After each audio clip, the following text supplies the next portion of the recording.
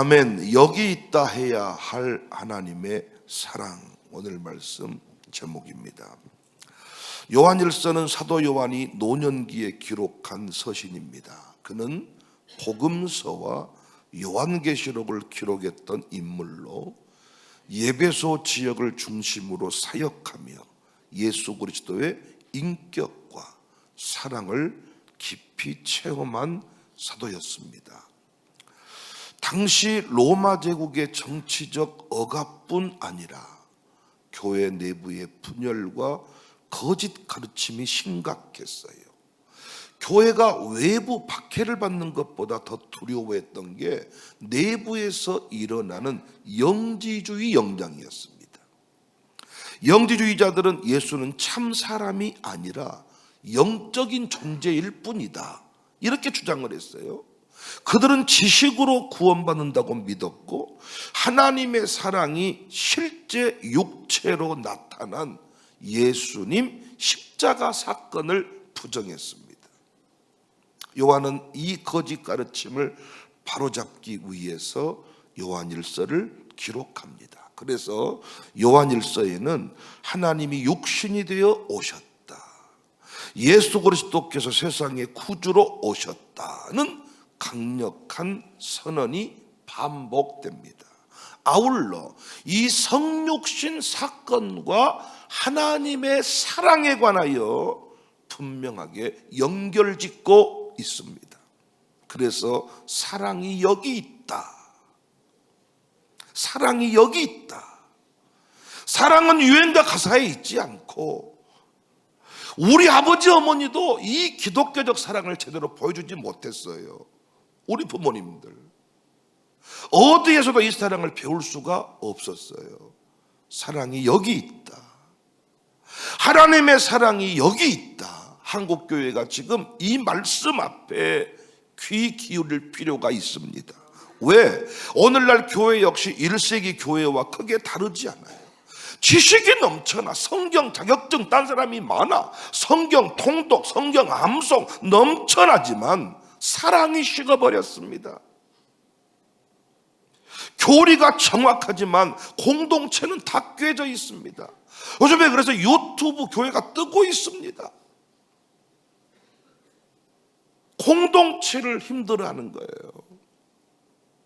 우리 교회 안에도 지금도 가정교회 캠프 가자 그러면 온갖 핑계를 대고 빠져나간 분들이 많아요. 핑계가 있어서라기보다는 관계가 어려운 거예요. 관계가 다 잘해, 헌금도 잘하고 다 잘해, 말씀 암송도 잘하고 설교노트도 잘 쓰고 다 잘한다니까. 근데 기독교의 공동체성을 이해 못하니까 지금도 건조 부리고 지금도 자기 마음대로 자기 뜻대로 혼자 하는 건 잘해. 그런데 혼자서는 아무것도 못합니다. 기독교의 공동체성, 이 하나님의 사랑 여기 있다. 하나님의 사랑이 우리 가정교회에 있다.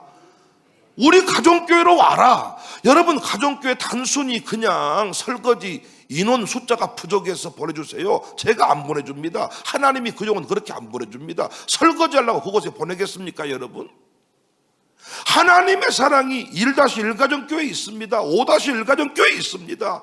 하나님의 사랑이 여기 있습니다. 그래서 우리가 전도의 결단과 아울러서 하나님의 사랑의 실천입니다.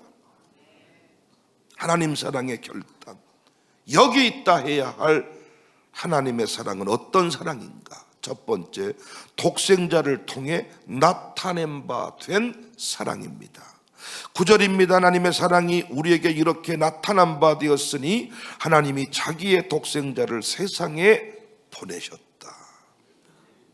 여기 있다 해야 할 하나님의 사랑은 기독교가, 우리 가정교회가, 우리 교회가 보여줘야 될 사랑은 말과 혀의 사랑이 아닙니다. 보여주는 사랑입니다. 행함의 사랑입니다. 3장 16절 17절 그가 우리를 위하여 목숨을 버리셨으니 우리가 이로써 사랑을 알고 우리도 형제들을 위하여 목숨을 버리는 것이 마땅하니라. 누가 이 세상의 재물을 가지고 형제의 궁핍함을 보고도 도와줄 마음을 닫으면 하나님의 사랑이 어찌 그 속에 거하겠느냐. 3장 18절 저자들아 우리가 말과 혀로만 사랑하지 말고 행함과 진실함으로 하자. 세상은 목사의 설교를 듣지 않고 신자의 삶을 본다는 말이 있습니다. 어떤 교회가 큰 교회냐? 예배당이 큰 교회가 아니라 섬김의 사이즈가 큰 교회인 줄로 믿습니다. 섬김의 사이즈가 큰 교회가 큰 교회야. 세상은 교회를 믿지 않아요. 끝까지 공격할 것입니다. 그러나 우리가 왜 세상 가운데 사랑 실천이 중요하냐? 세상 가운데 구원받아야 될 하나님의 사람이 있기 때문입니다.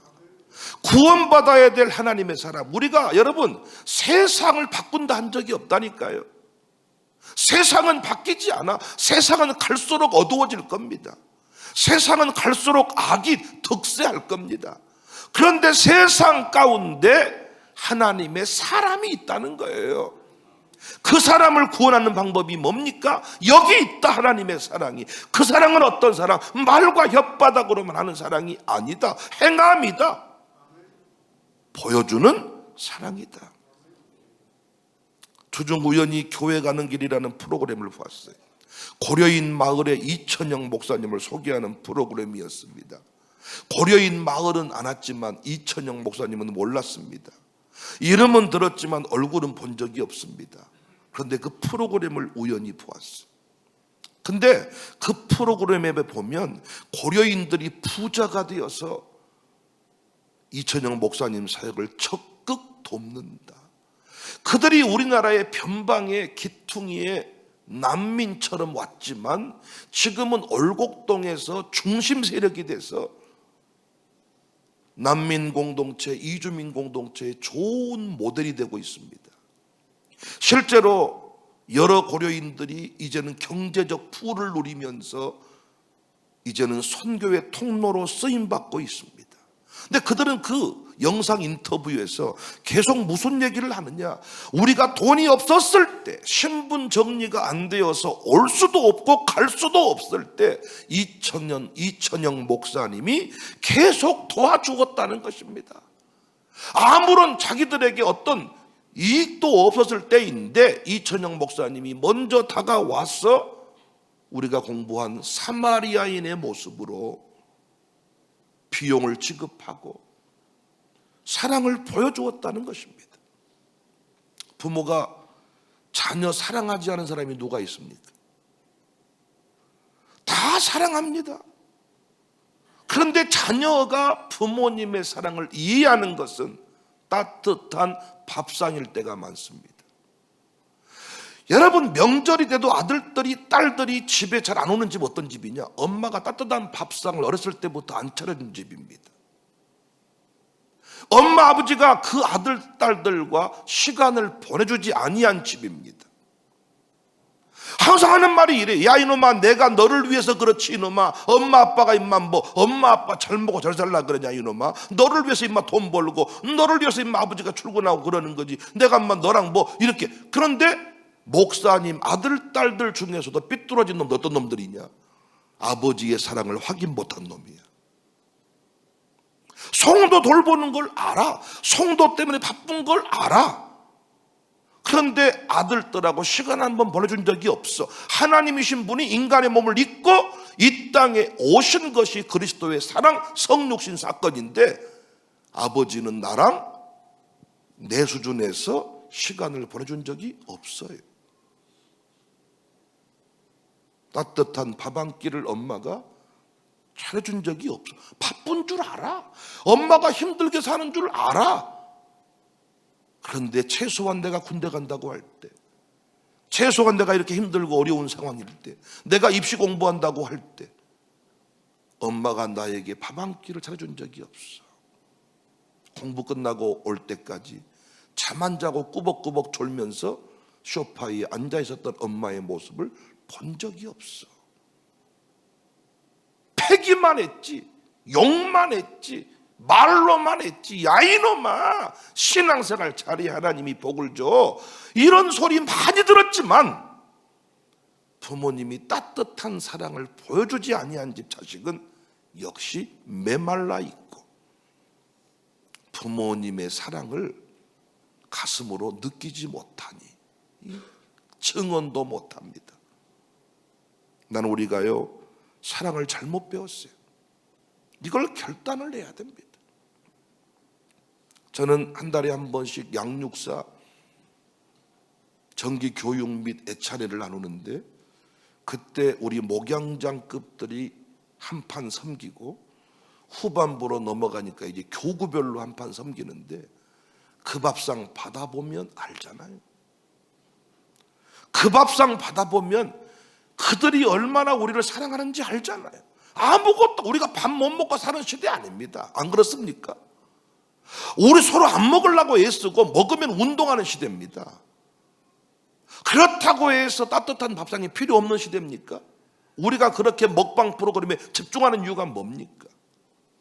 따뜻한 밥 한 끼가 그리운 시대입니다. 그렇게 맛있는 음식을 맘 놓고 못 먹고 사는 시대입니다. 왜? 여러 가지 다이어트 프로그램들을 접해가지고 양껏 못 먹는 시대입니다. 우리 어렸을 때 밥이 전부였기 때문에 밥을 몽땅 먹었던 시대가 있습니다. 지금 밥을 몽땅 못 먹습니다. 탄수화물 줄여야 한다 그래가지고 3분의 1밖에 안 먹고 삽니다. 총량의 법칙이라고 그렇게 말씀을 드려도 밥을 3분의 1을 안 먹으면 못하냔 말이에요. 반찬을 3분의 1을 먹어버리는데, 에? 아니 총량의 법칙에 의해서, 아니 소가 고기 먹어서 살찌냔 말이에요. 소는 평생 풀만 먹어도 거구입니다. 거구. 총량의 법칙이 중요한 거지. 균형 잡힌 식단이 중요한 거지. 근데 여러분, 우리가 안 먹고 안 먹으려고 하는 시대지만은 여전히 따뜻한 밥상 한 끼에 사랑을 확인합니다. 나는 우리 기독교의 사랑이 뭐냐? 말과 혀로 사랑하는 게 아니라, 아들아 내가 너를 사랑한 줄 알지? 근데 아빠가 졸업식 못 간다이, 이해해라이. 그 집 아들이 삐뚤어지는 거예요. 바쁜 줄 알아 우리 아버지가. 아빠 어떻게 왔어? 아버지 지금 이런 일 어떻게 왔어 아버지? 많이 그렇게 할 수 없어. 그러나 어쩌다가 한 번이라도 그런 사랑을 보여준 집은 자식이 쉽게 삐뚤어지지 않는단 말이에요. 엄마 요리 못하잖아. 엄마 음식 못하잖아. 근데 어떻게 이거 만들었어? 이놈아 너 주려고 다 이렇게 저렇게 엄마가 공부해서 만들어 봤다. 이 밥상 한 끼를 평생 못 잊는 거야. 목사님 신방 오지 마세요. 목사님 신방 오지 마세요. 목사님 오지 마세요. 올 필요 없어요. 가면 화장하고 있습니다. 오지 말라고 해. 올 필요 없다 그래. 제가 얼마든지 안 가고 봉투 보내줄 수 있어. 그런데 목사가 그 자리에 섰을 때, 내 몸이 거기에 가 있을 때 성도는 진짜 목사의 사랑을 확인하는 거지. 그때 이 교회를 더 잘 섬겨야 되겠다 결단을 하는 거죠. 사랑하는 여러분, 우리 교회 말과 혀로만 하는 세속적인 사랑 내려놓고 우리는 행함과 진실함으로 보여주는 사랑을 실천할 수 있기를 원합니다. 두 번째, 여기 있다 할 하나님의 사랑은 먼저 합니다. 에어컨을 끄셔도 되겠네요. 10절, 사랑은 여기 있으니 우리가 하나님을 사랑한 것이 아니요 하나님이 우리를 사랑했다. 요한은 사랑의 주어를 명확히 하고 있습니다. 사랑은 우리가 시작한 것이 아니라 하나님이 우리를 사랑했다. 전 이걸 먼저 사랑이다, 일방적 사랑이다, 이렇게 정의를 합니다. 조건도 이유도 자격도 없이 먼저 다가오신 사랑. 우리가 하나님을 향해 아무런 응답도 하지 않았을 때, 우리가 헌신자로 세워지는 가정, 부름받은 시간부터 바로 헌신한 거 아니잖아요. 전도를 수도 없이 받지만 바로 나온 거 아니잖아요. 아무런 반응이 없을 때 하나님은 이미 우리를 향해 다가오셨습니다. 이게 복음의 본질입니다. 이방 종교는 인간이 신을 찾아가는 구조이지만 기독교 복음의 핵심은 뭐예요? 하나님이 먼저 인간을 찾아오셔. 왜? 성령이 감동하지 않으면 절대 예수 믿을 수 없고, 성령이 감동하지 아니하면 이 자리에 나올 수가 없는 거죠. 그래서 성령이 선교사를 보내고, 성령이 전도자를 보내고, 성령이 설교자를 세우고, 성령께서 감화하시고 감동하셔야 이 자리에 올 수가 있는 거죠. 세상은 내가 마리아상 앞에 갈 수 있지만 하나님은 보이지 않습니다. 보이지 않는 그분을 위해 생명을 걸 수 있으려면 성령이 역사해야 되는데, 성령은 하나님이 보내주십니다. 예수님이 아버지에게 말씀하셔서 성령을 보낸다 그랬잖아요. 그러니까 하나님이 불러주지 않고는 나올 수가 없는 거죠. 내가 하나님 믿기로 작정한 거 아니라니까요. 죄악 중에 있었다니까요. 우리 집안은 하나님 믿었던 집안이 아니라니까요. 그런데 하나님이 만세전에 나를 예비하시고 택하셔서 부르셨다니까요. 내 인간의 상태, 직업, 조건. 여러분, 교회 안에 주로 여러분 배운 사람이 많나요? 잘 나간 사람이 많나요? 교회 안에 바닥 인생이 많나요? 조창야국 교회를 보면 바닥 인생이 많나요? 당시에 상류층 인생이 많나요? 두말할 것도 없이 바닥 인생이 많습니다. 하나님은 신분 보고 부른 게 아니라는 거예요.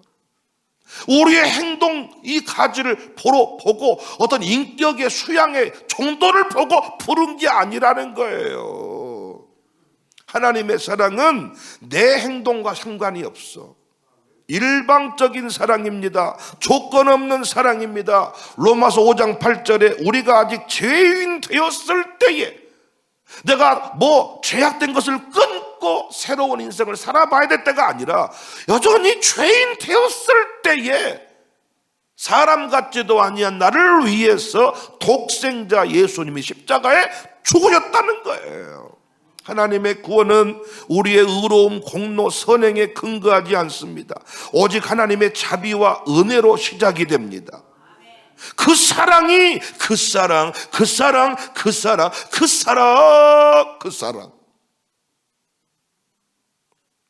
누가복음 15장 두 아들 비유에서도 먼저 사랑을 보여주고 있습니다. 아들은 아버지 품을 떠났습니다. 아들은 썩을 놈입니다. 아들은 아버지 마음을 이해하지 못합니다. 아버지가 아직 죽지도 않았는데 유산을 달라고 합니다. 빨리 죽어버리라, 그 얘기입니다. 죽은 사람 취급하겠다는 겁니다. 그래서 고대근동에서 이런 놈은 전라도 말로 덕성마리에서 맞아 죽기 딱 좋은 놈입니다. 그래서 이 아들을 기다리고 있던 아들이 멀리서 비치니까 뛰쳐나갔다 그잖아요. 아들은 아버지 품을 떠났지만 아버지는 아들을 포기하지 않았습니다.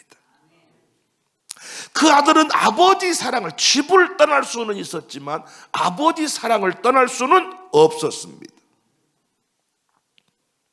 창세기 3장에서도 하나님은 숨은 아담을 먼저 찾아오셨습니다. 아담아, 어디 있냐? 하나님은 죄를 짓는 인간을 향해 먼저 은혜를 베푸셨습니다. 하나님은 지금도 먼저 다가오시는 분입니다. 이것이 복음의 핵심입니다. 그런데 우리는 절대 먼저 하지 않습니다. 내가 목사인데 명절 때 장로님이 먼저 목사에게 사과를 가져와야지. 내가 어떻게 설교도 하고 목회도 하고 사과까지 줘? 나는 그런 짓은 못해. 내가 목양장인데 먼저 밥 먹어야지. 내가 양육사인데 먼저 네가 먼저 해야지. 내가 어른인데 저 젊은 것이 인사를 안 합니다, 목사님. 며느리 쥐가 먼저 와서 나한테 잘못했다고 말해야지. 내가 이 늙은 년이 내가 그한테 가서 내가 잘못했다고 말하겠습니까? 근데 나 그런 일 한두 번 한 거 아닙니다. 이번에는 못합니다. 우리는 기독교 사랑을 잘못 배운 거예요. 상대방에 따라서 주고 안 주고를 결정을 해버려. 상대방이 너무 초라하면 안 주겠다는 거예요.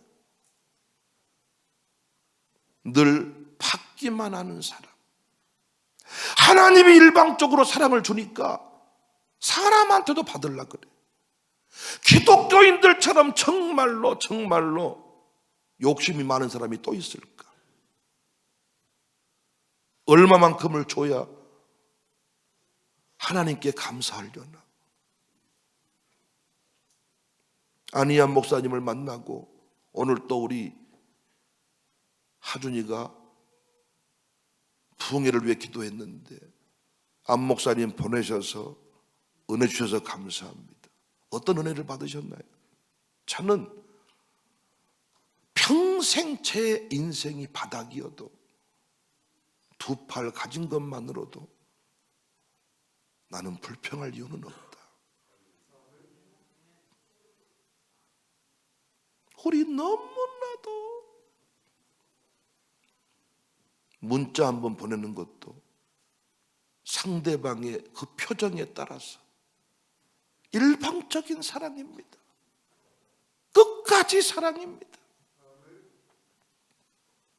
난 지금도 우리 교회에서 먼저 인사 안 한 사람 많이 봤다니까. 나한테 말고 송도간에 인사 안 한다니까. 내가 이 교회 어른인데 네가 먼저 인사해야지. 인사를 먼저 안 해.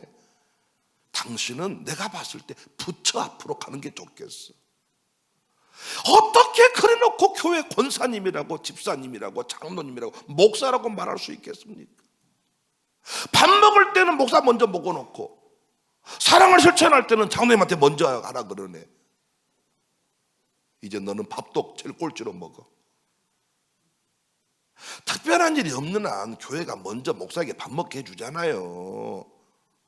물론 이렇게 줄 서서 먹고 하지만은 특별한 일이 없는 한 장로님한테 먼저 밥 먹으라 그러잖아요. 근데 밥 먹을 때는 제일 먼저 먹어. 뒤로 물러난 법이 없어. 그런데 인사는 먼저 안 해. 절대로 먼저 다가서는 법이 없어. 여기서 풀리지 않습니다. 양수사 얘기를 들어보면 총무 그것이 문제라는 거예요. 총무 얘기를 들어보면 양육사가 양육사 같지가 않다는 거예요. 양육사 부부도 과간입니다. 남편 얘기를 들어보면 부인이 그것이 잡것이라는 거예요. 부인 얘기 들어보면 남편이 물건이라는 거예요. 잡건 물건 잘한다. 나 만나면 부인들은 항상 자기는 문제가 없는데 남편이 아주 깝깝해본다는 거예요. 남편 집구석이 아주 망할 놈의 집구석이라는 거예요. 망할 놈의 집구석한테 마음이 통한 너는 그러면 정상이었냐? 내가 아주 이런 말까지 하고 싶지는 않지만은 남편 욕하는 여인들 보면 야, 어떻게 그러면 너는 그 남자 보고 마음이 통했냐? 네 수준도 결국은 그 수준 아니에요? 내가 이 교회를 욕하고 돌아다니면 내가 수준이 올라갑니까? 사람들이 나를 더 욕합니다. 아니 남편이 문제가 아니라 문제를 문제로 볼 수 있는 눈을 가진 네가 문제 아니야? 그 문제를 누가 먼저 풀어야 돼? 당연히 성숙한 네가 풀어야지. 근데 과간입니다. 지금도 초등학교 3학년 같은 소리만 하고 있습니다. 아니 우리가 어떤 인격적인 수양을 말하는 게 아닙니다. 기독교 사랑과 세상의 사랑은 다르다는 거예요. 기독교인답게 사랑합시다. 전도하면 뭐 한답니까? 그 친구가 싸가지 없이 굶은 또 정리해버릴 거면서 먼저 사랑, 일방적인 사랑. 솔로몬이 술람미를 변화시킵니다. 술람미가 결코 내가 봤을 때 인격적으로 고상한 여인은 아닌 것 같습니다. 그 집안 수준이 그렇습니다. 살아왔던 환경이 그렇습니다. 근데 솔로몬이 술람미를 바꿔버립니다. 나는 권사님들이 남편 바꿀 수 있다고 생각합니다. 얼마든지 여인이 남자 바꿀 수 있습니다. 난 남자가 부인 바꿀 수 있다고 생각합니다. 부인이 문제라고 말한 남편들, 당신이 솔로몬의 아가라,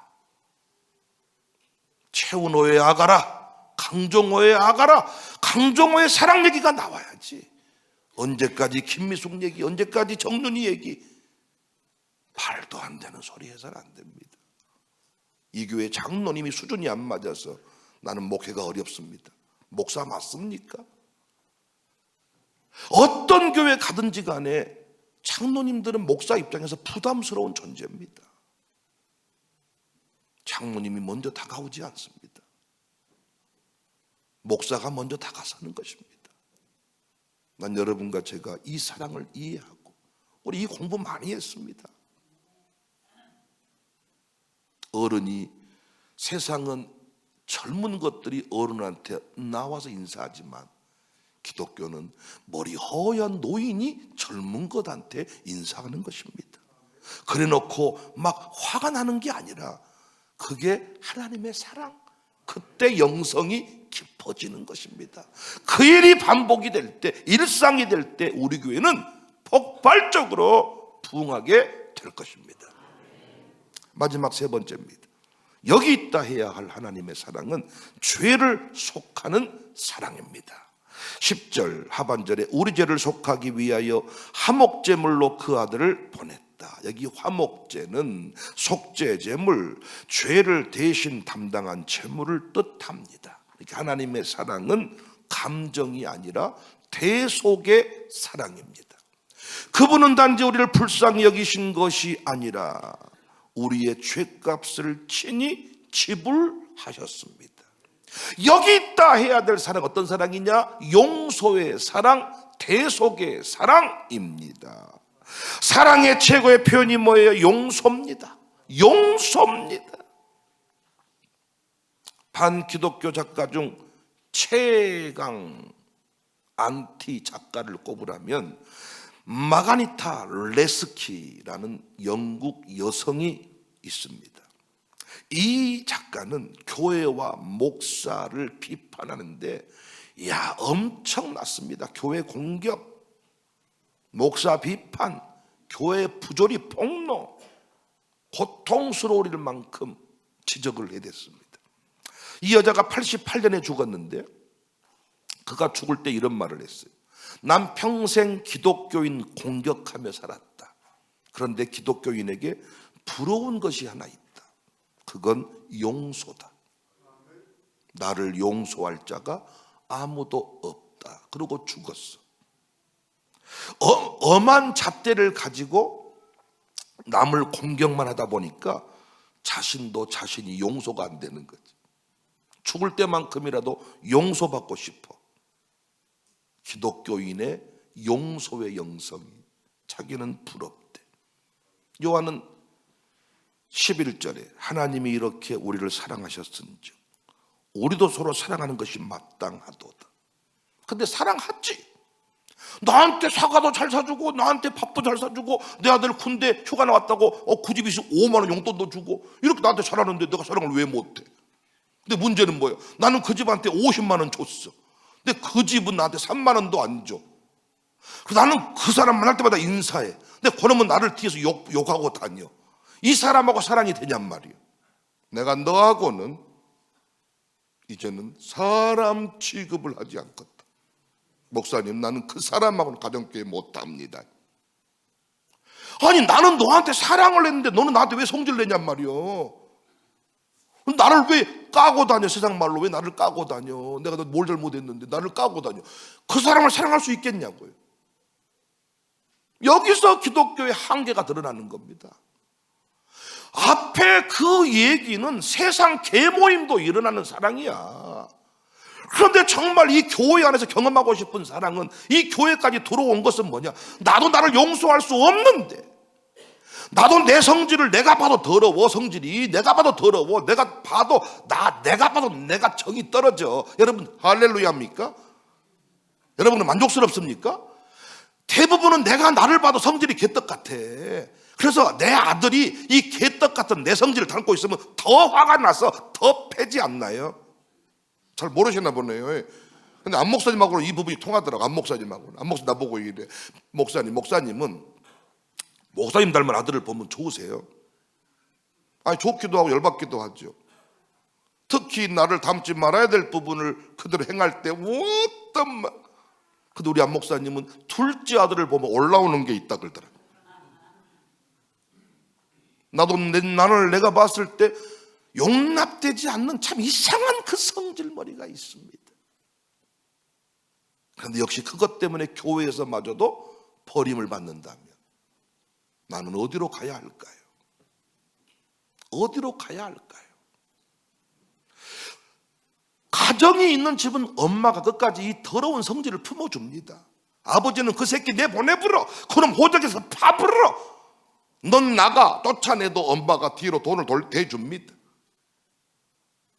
반대입니까? 엄마가 쫓아내고 아버지가 대줍니까?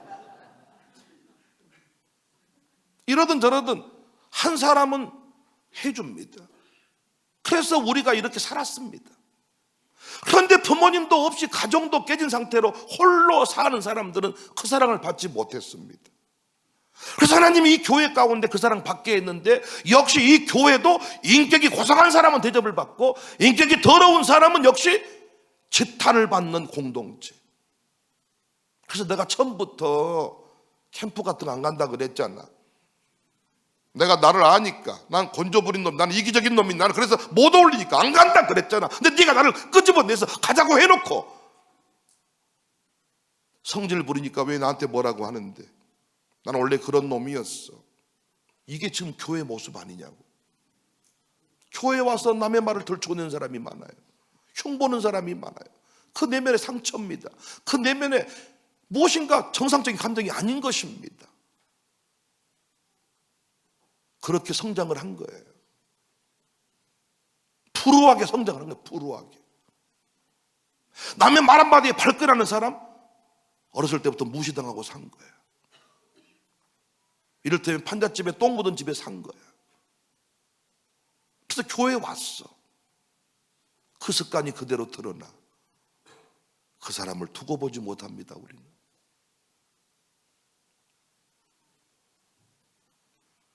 그 사람의 허물을 들추어내기 시작합니다.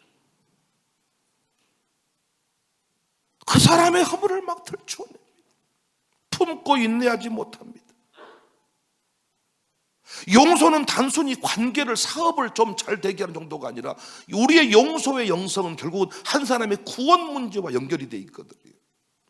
아버지의 그 용서의 영성이 그 아들의 영혼 문제와 연결이 되어 있거든요. 그래서 사람들이 처음에 끝까지 가정교회 모임 안에 안 들어간다고 합니다. 자신이 없으니까. 나는 부모님하고도 관계를 못 맺고 살았고 형제들하고도 관계를 못 맺고 살았으니까 나는 혼자 신앙생활하고 싶다. 우리 교회가 어떻게? 아이고 그러지 말고 가정교회 들어오라니까요. 아이고 그냥 오시라 해놓고는 청소 안 나온다고 조져버리고, 음식 먹으면 조져버리고, 회비 안 낸다고 조져버리고, 캠프 안 간다고 조져버리고. 그러니까 처음부터 나 안 한다고 했잖아. 내가 처음부터. 그 처음부터 우리 교회 여기 왔더니 이거는 공동체 중심이니까 처음부터 교회 떠난다고 했더니 목사가 막 꼬시면서 가정교회만 들어가면 당신 다 사랑해 줄 거라고 막 꼬셔놓고는 들어갔더니 완전히 하나만 실수하면 찔러버리는 거예요.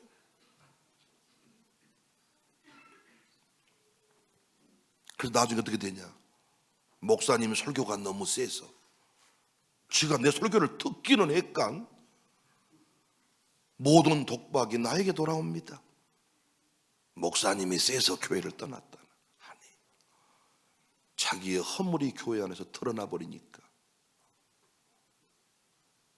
마지막 책임은 목사가 지는 것이죠. 복수와 용서 중 어떤 걸 택하실래요? 복수에는 감동이 없는 거 아시죠? 근데 용서에는 눈물과 감동이 있어요. 복수하면서 눈물과 감동을 느끼는 거 봤습니까? 그건 영화고. 시어머니에게 복수해 보세요. 감동이 있는가? 시어머니를 복수했어. 굶어 죽게 했어. 몇 동 앞에 가서 하하하 웃을 수 있을까요? 평생 놀려오는 무거운 돌이 있을 겁니다. 그런데 용서에는 눈물과 감동이 있어요. 우리는 어떤 인생 살자 그랬어요? 어디 가든지 간에 감동을 선택하자. 감동 주는 인생이 되고 감동받을 만한 인생이 되자. 내가 누군가를 용서하면 내 안에 계신 성령이 기뻐하시는 뜨거움을, 기뻐하시는 걸 느끼게 될 것입니다. 여러분, 용서는 나약함이 아니에요. 용서는 나약함이 아니라 어떤 의미에서 용서는 강력한 힘의 상징이라고나 할까요? 요셉이 형들을 정죄하지 않았습니다. 내가 어찌 하나님을 대신하겠습니까? 우리 남 판단하고 심판하고 가정교회로 일단 불러들여 놓고 처리해버리는 캄보디아 도세요 다 태워가지고 가서 눈 뽑아버리고 장기 뽑아버리고, 가정교회 데리고 들어가 놓고는 거기서 남편 얘기, 시어머니 얘기 막 싹 그래가지고 사람을 완전히 해체시켜버리네. 그러니까 처음부터 그냥 멀찍이 뒤에 서 있으려고 그랬는데, 바로 우리 교회가 또는 한국 교회가 지금 이 딜레마에 빠져 있다고 봅니다. 그래서 많은 교회들이 소그룹을 못 합니다. 깊이 있는 소그룹을 하면 드러나야 돼요. 근데 주일날 예배 한 번만 들고 나면 드러날 게 없어요. 저것은 여시 같은지 토끼 같은지 알 수가 없는데, 지혜내부 캠프 2박 3일만 갔다 와도 알겠죠? 여시, 토끼, 곰, 아주 사자, 호랑이, 동물의 왕국이죠? 뱀처럼 간사한 놈도 있고 아주.